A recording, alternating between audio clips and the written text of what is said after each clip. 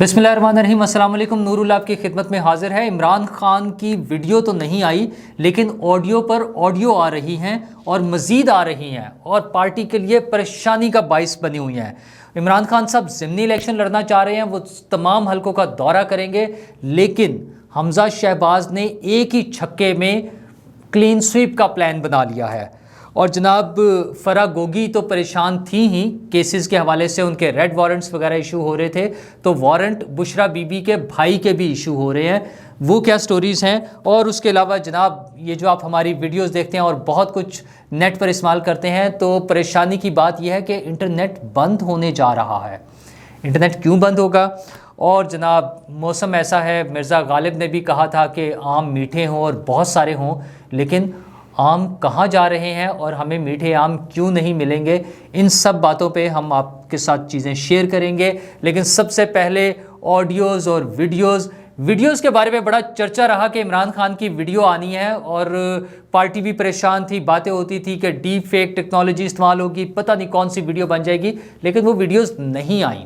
उसकी एक वजह शायद ये भी थी कि जो सियासी लीडरशिप थी वो भी कॉन्शियस थी इस हवाले से कि तमामी पार्टीज़ की, कि इस किस्म की चीज़ें नहीं होनी चाहिए, क्योंकि उनके हवाले से कुछ इखलाकी मामलात के हवाले से वीडियोस की बात हो रही थी। तो वो वीडियोस तो नहीं आई, लेकिन ऑडियोज़ आती जा रही हैं एक के बाद एक। अभी कल ही तो बुशरा बीबी की ऑडियो आई थी, जिसमें पता चला हमें, मतलब 2 दिन पहले, कि वो किस तरह से अहकामात जारी कर रही थी सोशल मीडिया टीम को कि आपने गद्दारी के कार्ड को किस तरह से इस्तेमाल करना है। वो लेटर जो एक साइफ़र आया हुआ है, वो जो बना हुआ है, पता नहीं क्या है, उसी से लिंक्ड अगली चीज़ भी आएगी, अगली जो ऑडियो आनी है, तो उसको कैसे इस्तेमाल करना है कि मुझ पे इल्ज़ाम लगेंगे, फ़रा पे इल्ज़ाम लगेंगे, वो तो बच्ची है। अच्छा, वैसे तो बुशरा बीबी के बारे में भी यही कहा जा रहा था, सारी पार्टी कहती थी कि मोहतरमा जो है एक घरेलू खातून है, उनके बारे में बात नहीं होनी चाहिए। ठीक है, बात नहीं होनी चाहिए अगर कोई घरेलू खातून हो तो, लेकिन वो तो वो सारे प्लॉट्स लेने और पता नहीं किन किन चीज़ों में इन्वॉल्व रही हैं। वो जो ट्रस्ट बना के अलकादिर ट्रस्ट, सिर्फ 2 ट्रस्टीज़ हैं उसमें, 480 कनाल या कुछ इतने 400+ कनाल का प्लॉट लिया है मलिक रियाज साहब से अलकादिर ट्रस्ट के लिए। 2 ट्रस्टीज़ हैं उसके, सिर्फ 2, इमरान खान साहब और उनकी अहलिया बुशरा बीबी साहिबा। तो वो कैसी घरेलू खातून है जो इस किस्म के बिज़नेस में आ गई हैं, जो कि फ्रॉड हो रहा है, 2 नंबर तरीके से ज़मीनें अपने नाम पे कराई जा रही हैं, ये घरेलू खातून है। तो अब उनकी जो ऑडियो आई है उससे पीटीआई इनकार नहीं कर सकती, बल्कि शीरी मज़ारी साहिबा ने तो एक तरह से उसकी तस्दीक कर दिया है। उन्होंने उसकी तरदीद करने के बजाय उन्हें एतराज़ ये है कि वीडियो या ऑडियो क्यों बनती है, ये रिकॉर्डिंग क्यों होती है और ये रिलीज़ क्यों की जा रही है। तो अच्छा, बात तो ठीक है कि ऑडियो रिकॉर्डिंग क्यों हो रही है, लेकिन जब हो गई है और सामने भी आ गई है, तो फिर अब ये क्वेश्चन नहीं रहेगा कि ये रिकॉर्डिंग क्यों हुई है। अब क्वेश्चन ये है कि उसमें जो बात हो रही है वो क्या है। और बात ये हो रही है कि सारे मुल्क में जो हंगामा खड़ा करने के लिए, लोगों को इश्ताल दिलाने के लिए, वो जो गद्दारी का कार्ड इस्तेमाल किया जा रहा है, वो क्यों किया जा रहा है कि बुशरा बीबी बचना चाह रही थी उन इल्ज़ामात से, जो करप्शन के इल्ज़ामात उन पर लग रहे हैं, इमरान खान साहब पर लग रहे हैं और फरा गोगी पर लग रहे हैं, और फरा गोगी साहिबा समेत इन सब लोगों पे मज़ीद लगने हैं, उनसे परेशान है। तो अब एक नई ऑडियो आ रही है जो कि अंसार अब्बासी साहब ने रिपोर्ट दिया, जिस पे पार्टी में खलबली मची हुई है, परेशानी लगी हुई है। अब उनकी प्रेस कॉन्फ्रेंसें हो रही हैं कि जनाब वो ये ऑफिशियल सीक्रेट एक्ट की खिलाफ वर्जी हो जाएगी और सुप्रीम कोर्ट के अहकामात की खिलाफ वर्जी हो जाएगी, तौहीन अदालत हो जाएगी।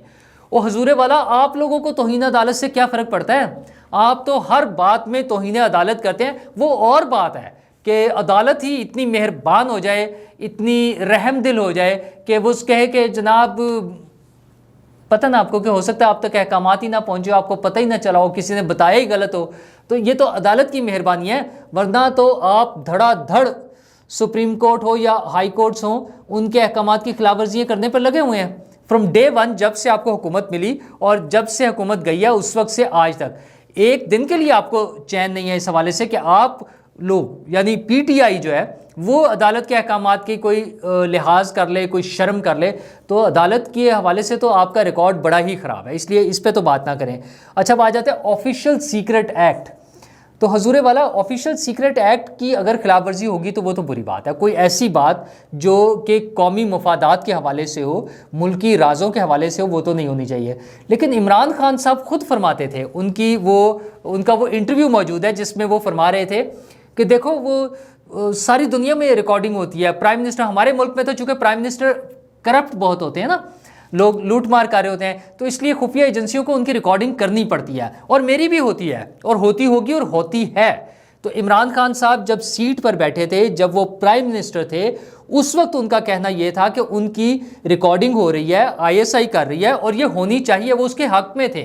तो अब कौन सी प्रॉब्लम आ गई आपको? उसी ज़माने की रिकॉर्डिंग है ना, मतलब आपके प्राइम मिनिस्टर के दौर की है, जब आप प्राइम मिनिस्टर थे, इमरान खान साहब जब प्राइम मिनिस्टर थे। तो अब PTI को क्या परेशानी है? प्राइम मिनिस्टर साहब तो इसके लिए वो इंटरनेशनल मिसालें दे रहे थे। वो कह रहे थे कि अमेरिकन प्रेसिडेंट जो है उनकी भी रिकॉर्डिंग होती होगी, CIA उनकी भी रिकॉर्डिंग करती है, तो अगर ISI मेरी रिकॉर्डिंग करती है तो कोई बात नहीं। तो जब इमरान खान साहब को इस बात पे कोई परेशानी नहीं है, तो मोहतरमा शीरी मज़ारी साहिबा अब क्या हो गया है? वो वैसे तो हमें पता है यू टर्न, वो जो भी बात कहनी होती है उससे उलट ही चलना होता है, लेकिन अब बर्दाश्त करें जब आप खुद कहते थे। और दूसरी सबसे अहम बात यह है कि क्या इससे कोई मुल्की राज अफशा हो रहा है या कोई मुल्की मफादात को कोई नुकसान पहुंच रहा है? हरगिज़ नहीं। उनकी अंसार अब्बासी साहब की रिपोर्ट के मुताबिक तो इमरान खान साहब उस ऑडियो रिकॉर्डिंग में बता रहे हैं कि ये जो वहाँ से लेटर आ रहा है या आना है, उसको कैसे इस्तेमाल करना है, उसको गद्दारी का रंग कैसे देना है और उससे खेलना कैसे है। उनकी तो रूटीन ऐसी है ना सारी चीज़ें। वो एक साहब जब वो खड़े होते हैं तो कोई आके उनके कान में बताता है कि जनाब ज़रा इस्लामी टच तो दें इस पर, और कोई मिसालें भी दे, तो खान साहब शुरू हो जाते हैं। तो इसी तरह इस पर भी जो बातचीत उनकी आज़म खान से हो रही थी, जिसमें अच्छा इसके अलावा भी बहुत सी बातें हो सकती हैं। भाई अगर इमरान खान साहब आज़म खान से बात कर रहे हों कि आपने मलिक रियाज साहब को क्या क्या रिलीफ देना है, तो इसकी अगर रिकॉर्डिंग आ जाए तो उसमें कौन सी बुरी बात है? इससे मुल्की मफादात को क्या नुकसान होगा? अगर इमरान खान साहब किसी ऑडियो में, फ़ोन कॉल में आज़म खान साहब को या किसी को बता रहे हो कि फ़रा गोगी साहिबा को क्या क्या सहूलतें देनी है या क्या क्या फ़ायदे पहुंचाने हैं, तो इससे मुल्क के मफादात को क्या नुकसान पहुंचेगा? और भाई अगर एक करप्शन पकड़ी जाती है तो अच्छी बात है।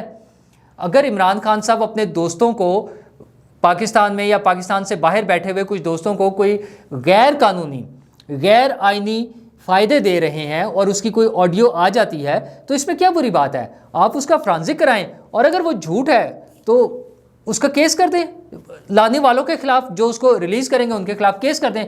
और अगर सच है तो फिर भुगतें जनाब, फिर सज़ा तो भुगतनी पड़ेगी। अच्छा, न सिर्फ इस सूरत में सज़ा, ऑडियो का हमारे मुल्क में तो पुराना रिकॉर्ड भी मौजूद है। आपको याद होगा जस्टिस मलिक कयूम साहब की एक ऑडियो रिलीज़ हुई थी जिसमें वो सैफुर रहमान साहब से बात कर रहे थे और मोहतरमा बेनज़ीर भुट्टो को कोई सज़ा देने के हवाले से बात थी। तो इस बात पर वो सज़ा क्वैश हो गई थी, कोर्ट ने उसको एक्सेप्ट किया और मलिक कयूम साहब फिर चले गए थे ना, उनकी भी छुट्टी हो गई थी, उन्हें छोड़ना पड़ गया था। तो ऑडियो लीक्स जो होती हैं वो इम्पॉर्टेंट चीज़ होती हैं, और इमरान खान साहब को पता है ये उनकी जो चीखें निकल रही हैं ना, ऐसे ही नहीं निकल रही चीखें उनकी पूरी पार्टी की, उन्हें पता है कि उनकी ये कोई ऑडियो आ गई है और क्या। अच्छा, फिर मैं वही बात दोहराऊंगा जो पहले भी हम बात करते हैं उनके फॉरेन फंडिंग, जो ममनुआ फंडिंग केस है उसके हवाले से, कि इमरान खान साहब को तो पता है कि वो फ़ोन पर क्या क्या कारनामे सर अंजाम देते रहे हैं। ये तो कोई एक ऑडियो होगी ना। अब चोर को तो ये डर होता है कि यार मेरी पता नहीं कौन कौन सी चोरी पकड़ी जाएगी। जब वो पकड़ा जाता है और उसको फैंटी लगनी शुरू होती है तो पकड़ा तो एक केस में गया होता है, लेकिन उसके ख्याल में सारी बातें आ रही होती हैं कि यार अच्छा वो फला जो चोरी थी वो तो मैंने तो वो भी क्यों है, ये पता नहीं मुझसे क्या क्या उगलवाएंगे। तो खान साहब को भी परेशानी ये है, खान साहब की पार्टी के जो तोते उड़े हुए हैं ना, उनकी परेशानी की वजह यह है कि ये सिर्फ ये नहीं है एक ऑडियो जो साइफर के हवाले से है, उनकी तो ऐसी बेशुमार चीज़ें होंगी। अब उन्हें परेशानी ये हो रही है कि ये सारी चीज़ें बाहर ना आ जाएं।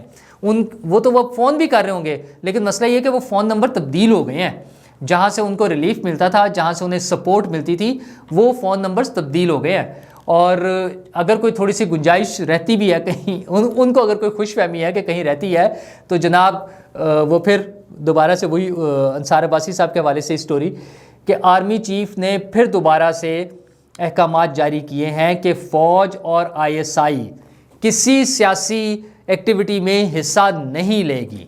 अच्छा, ये रिपीटेडली हो रहा है, मेरे ख्याल 14 अप्रैल की बात है जब DGISPR ने आके प्रेस कॉन्फ्रेंस की थी और DGISPR ने बड़ा क्लियर कर दिया था कि हमारा सियासत से कोई ताल्लुक़ नहीं है, हम एपॉलिटिकल हैं और ज़ाहिर है जो हुकूमत के अहकामात हों या जो जिस एक सर्टन फ्रेमवर्क में हम काम करते हैं हम बस उसके मुताबिक चलेंगे और हमारा किसी चीज़ से कोई ताल्लुक़ नहीं है। तो अब फिर वही बात आ रही है। इसका मतलब ये है कि जो कुछ पार्टीज़ को कहीं कहीं पर शक होता है कि कोई ऐसा अभी गुंजाइश रह गई है, कहीं से कोई फ़ोन कॉल आ सकती है या आनी है या कोई ऐसी बात है, तो उस चीज़ के लिए बार बार एहतमाम किया जा रहा है, क्लैरिफिकेशंस आ रही हैं और अब ये भी एहतमाम हो रहा है। अगर आर्मी चीफ ने फिर दोबारा ये अहकाम दिए हैं तो परेशानी तो खान साहब के लिए है ना। खान साहब और उनकी पार्टी तो बस शोर मचा रही है, वो तो हर एक पर इल्ज़ामात लगा रही है, आर्मी चीफ से लेकर सेक्टर कमांडर तक। और उस पर आज हमारे दोस्त जो है इमरान शफकत साहब, उन्होंने भी बड़ी एक ज़बरदस्त किस्म की वीलॉग किया है और उन्होंने बताया कि पंजाब वाले जो सेक्टर कमांडर हैं उसको कैसे इन्वॉल्व कर रही है PTI और अब क्या मामला चल रहे हैं। तो ये सारे मसाइल चल रहे हैं और इन्हीं के साथ आगे चलते हुए ये चीज़ें हमने देखनी है। और फ़राह बीबी के लिए भी परेशानी की बात तो थी ही, पहले सूबाई वज़रा ने बयान दिए और फिर वज़ीर दाखिला भी ये बयान दे चुके हैं फ़राह गोगी के बारे में कि उनके रेड वारंट इशू कर रहे हैं। अच्छा, वैसे तो अभी उनके ख़िलाफ़ एक ही केस बनने जा रहा है, फैडमिक का प्लॉट। मैंने कल आपसे बात की थी, शायद वो कोई बहुत मजबूत केस ना हो, लेकिन अभी केसेस बहुत सारे आने हैं। उस केस पे तो मुझे नहीं ऐसा यकीन, लेकिन बार केस तो बन जाएगा और अगर केस बन गया तो ये गिरफ्तारियां शुरू हो जाएंगी और फ़राह गोगी साहिबा पाकिस्तान आते ही गिरफ़्तार हो जाएंगी। ये कंफर्म बात है, वो जिस दिन भी पाकिस्तान आई वो गिरफ़्तार हो जाएंगी। वो चाहे कोई भी छोटा मोटा केस बना हुआ होगा वो उसमें पकड़ी जाएंगी, वो फिर अंदर हो जाएंगी। और बुशरा बीबी के लिए परेशानी की बात यह, उनके अपने तो स्कैंडल सामने आ ही रहे हैं, वो हीरे हैं या ज़मीनें हैं, उनके जो दोस्त हैं, उनके करीबी लोग जो हैं वो पकड़े जाएंगे सबसे पहले। एक तो फ़राह बीबी के बारे में बात हो रही है, फ़राह गोगी के बारे में, दूसरा उनके भाई जो हैं अहमद, उनके ख़िलाफ़ भी एक केस दर्ज हो गया है। सरकारी ज़मीन जो है दीपालपुर में उन्होंने गैर कानूनी तौर पर लीज़ पर लिया है। अच्छा, उसमें ज़ाहिर है अगर गैर कानूनी तौर पर लिया है तो उसमें कुछ सरकारी मुलाजमीन भी शामिल होंगे। तो सेम जैसे वो फ़राह गोगी वाले केस में पहले सरकारी मुलाजमीन कुछ पकड़े गए हैं उधर के फैसलाबाद इंडस्ट्रियल इस्टेट के, यहाँ पर भी होगा। लेकिन जो बुशरा बीबी के भाई हैं अहमद मुश्तबा, उनको एंटी करप्शन ने बुला लिया है 6 जुलाई को। तो अब उनकी पेशी है। तो ये जो इमरान खान के करीबी और फ़राह जो बुशरा बीबी की फैमिली है उनकी अब पेशियाँ शुरू हो गई हैं। उनके बेटों पर भी इल्ज़ामात हैं, वो मुख्तलिफ़ जगहों पर काफ़ी सारे उन्होंने फ़ायदे उठाए हैं। शाहकाम चौक का केस भी उसी में आ रहा है, लाहौर का।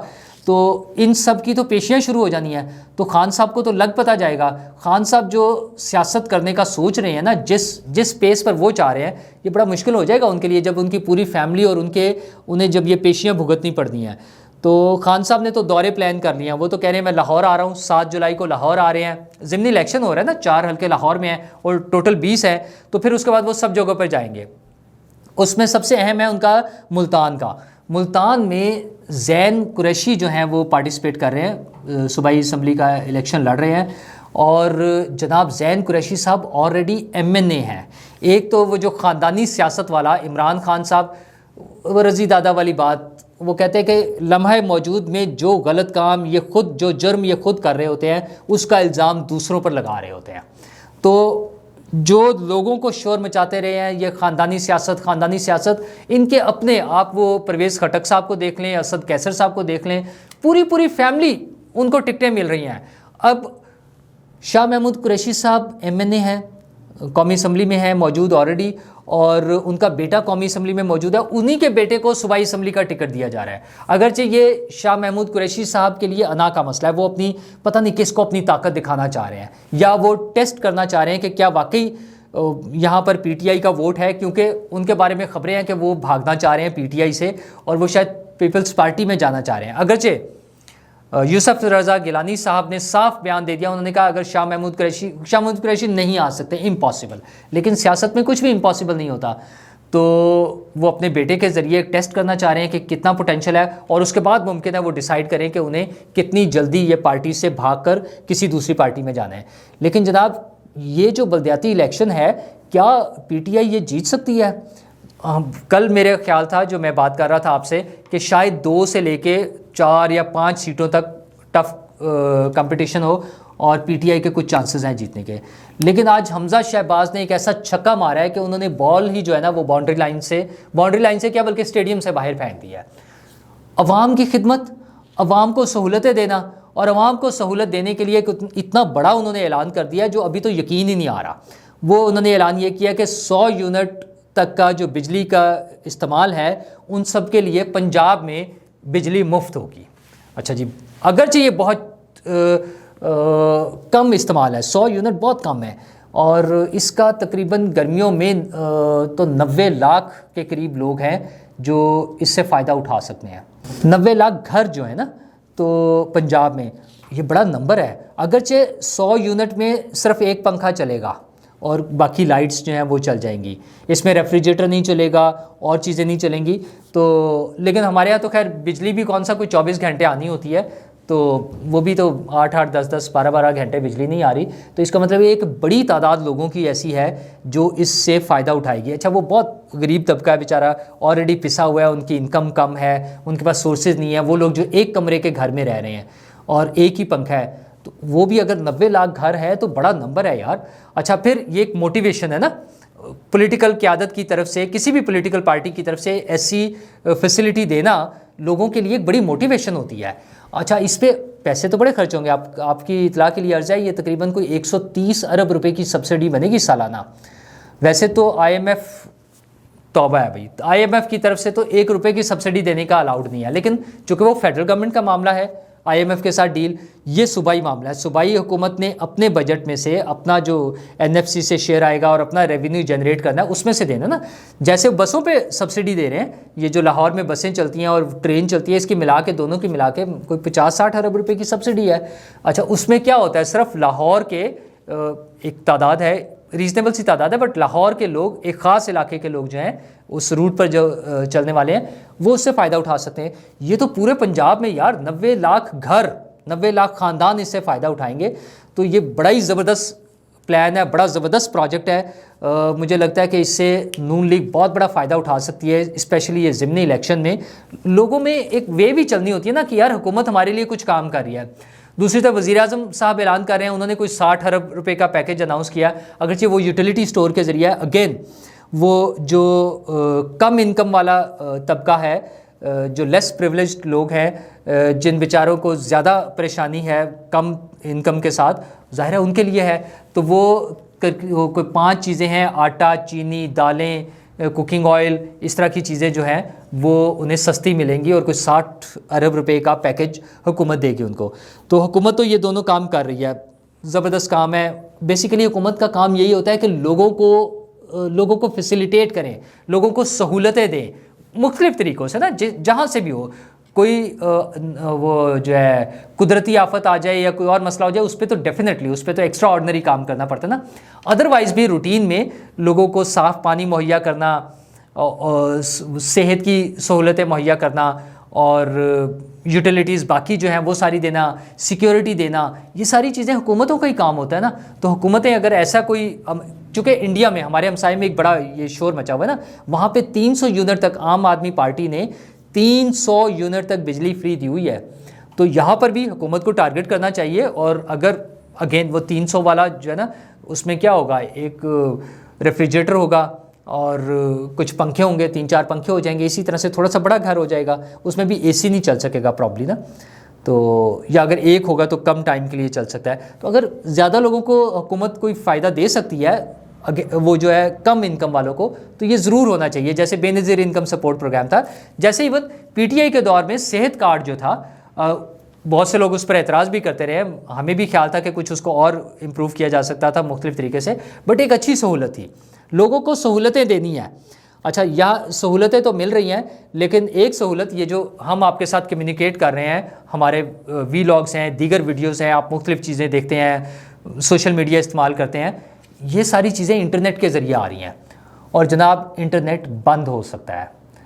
इंटरनेट प्रोवाइड करने वाली जितनी भी कंपनीज़ हैं, ये मैं मोबाइल कंपनीज़ की मैं बात कर रहा हूँ स्पेशली, उन्होंने हुकूमत को ख़त लिख दिया है कि हम इंटरनेट की सप्लाई रेगुलर नहीं दे सकते, ये बंद हो जाएगी।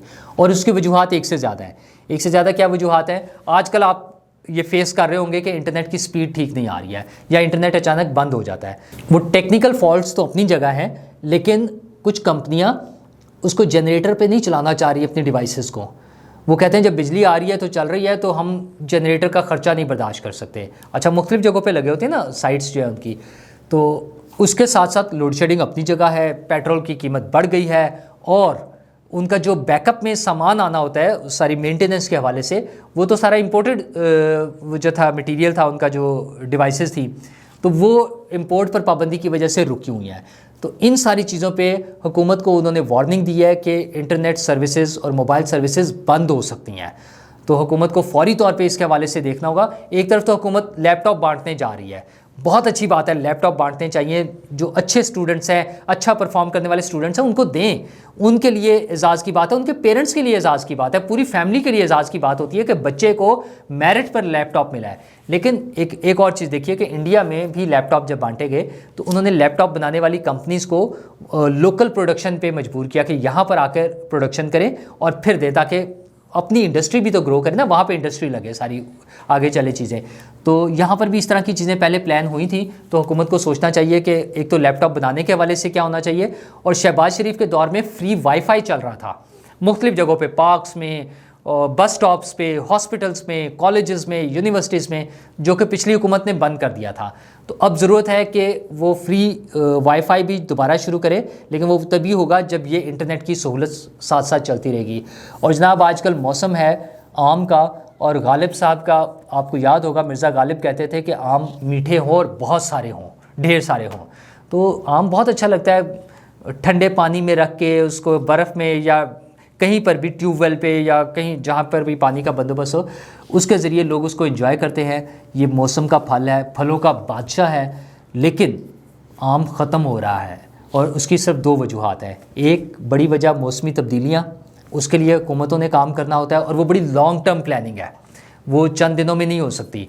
दूसरा चीज़ जिस पे फौरी कंट्रोल हो सकता है, आम के बागात ख़त्म हो रहे हैं क्योंकि उनको ख़त्म करके, उनको उजाड़ कर हाउसिंग सोसाइटियाँ बनाई जा रही हैं।